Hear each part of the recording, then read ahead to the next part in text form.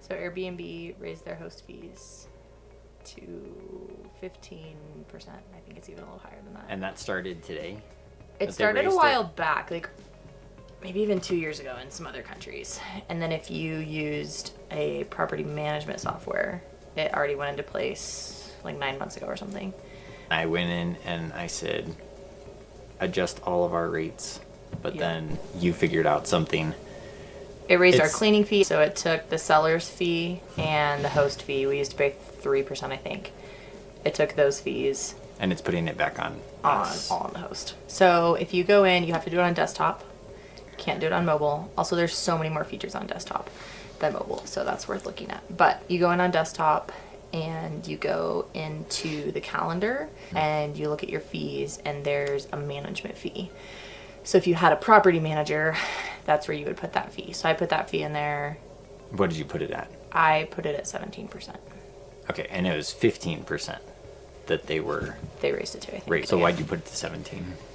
Because I wanted a little bit of wiggle room in there as well for lowering rates and things like Adjusting that. rates on a daily basis. Yep. Yeah. Nice. That's smart. So we'll see. Yeah. That's awesome. It's fresh and new for the US. Yes. Yeah. If you haven't been using a property management software. Gotcha. 4th of July weekend Yeah. was very busy down where our condos are in New Mexico. But unfortunately, one of our condos had not booked. And so we kept lowering it. And we were down there to clean. So we weren't paying our cleaner. And we decided to turn on Instant Book before bed. And lo and behold, at midnight, we got a booking. And we normally have Instant Book off, because then you can look at the reviews of people that are staying. You do have an option to turn on Instant Book only for people with good reviews. That might be worth doing. I think there was a reason we turned it off, because it was like if they could have one 5-star review and they could have gotten it from a friend or something like that. Or maybe if they have no reviews, it still lets it in there. I'm not sure. But I still just don't love Instant Book, because I like to know who's coming to my property, how many people, what they're coming with, what time of day, how long, those kind of things. I'd rather just be in control of knowing who's coming. But we really wanted to book. So it could, in that kind of scenario, maybe that's what we should have done, is only had certain star rated people. But we got there at 11:15 a.m. Checkout time's 11 a.m. And I was actually up at midnight feeding our son. So I sent them all our check-in details again, even though they'd already checked in and they already got them via email. But I just sent them in the message just as a friendly reminder of checkout time and all that. And then there was an extra guest. Yeah, because they said there that. were 4 people, and Yeah. I think I counted 5, and then they didn't check out till almost an hour after checkout time. Yeah. And we were there to clean. We were on a time crunch to try and clean it. What are the pros and what are the cons of Instant Book? Okay, so pro of Instant Book is that you'll book more frequently, especially last minute, because someone at 10 o'clock at night looking for a place isn't going to think, wow, the host is going to reply this late at night. The cons are that you can get 5 men staying in a single king bed and small pull-out couch condo when you say your max is 4 people. And You can't really vet people. You can't vet people. Yeah. And they might not know checkout time, or they might not pay attention to checkout time. But so, all in all, I think with Instant I still Book, don't like it. if you want to run the risk and you want to make some money and you want to fall asleep at night and make sure that someone books and can get in if they're requesting, then Instant Book is great.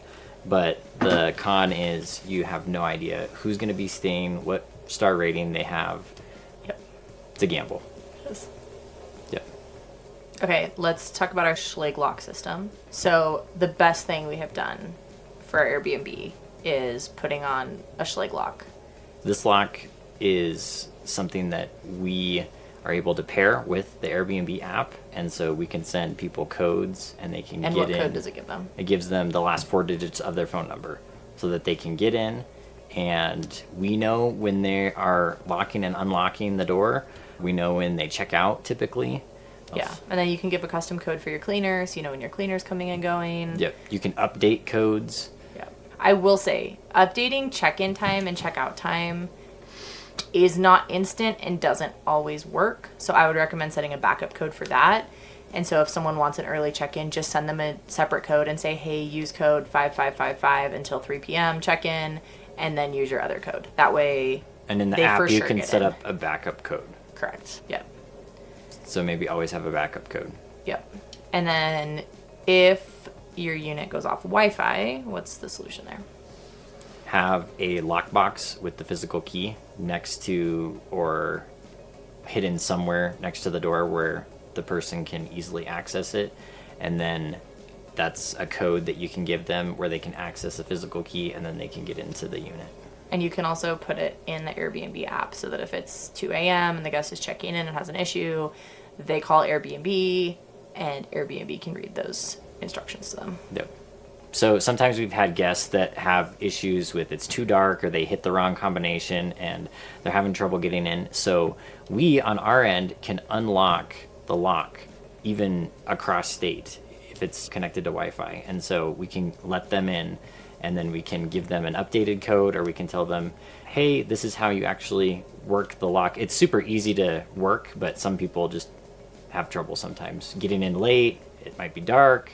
Another thing is maybe put a light next to your lock so people can see. So great. I've seen people do that where they have a little printout above the door of instructions for the lock written right there so they're not going into their phone.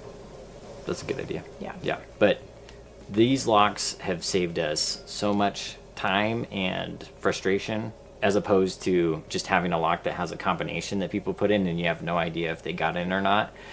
This gives us a notification each time it's unlocked, locked, so we know exactly what's happening with our condos and Airbnbs that are not right here. Yep. Yeah. It's just nice to know since it's our property and we're responsible for it at the end of the day. And we've gotten like multiple of these locks. We'll link it below. Number one tip for 2026 for Airbnb hosts. I would say just find a way if you can utilize just an existing piece of property you have to start it and test it out. Because it is hard to be profitable with Airbnb. And it does take coordination and time and making sure you have the right people set up to run it well. Having a cleaner, having a maintenance person is absolutely key, and being within like hours of driving is recommended in case there's any issues. Having a reliable cleaner is super big because otherwise 2 of our Airbnbs would not work. Having them take a video after they clean is my number one thing because it forces them to see anything that they might have missed. And then you can also send them a focus for the month of, okay, here's the focus for the month. Check hair for the bed, check hair in the bathtub, vacuum, I don't know. I'd also recommend, if you can, check up on your Airbnbs every month, if you can, once a month at least, just so you can make sure that supplies is stocked, that your cleaner is cleaning well, that things, maintenance things that you can fix, little things that, you know, light bulbs need to be changed or whatever. Just checking up on your condo to make sure everything is running smoothly, I think is good.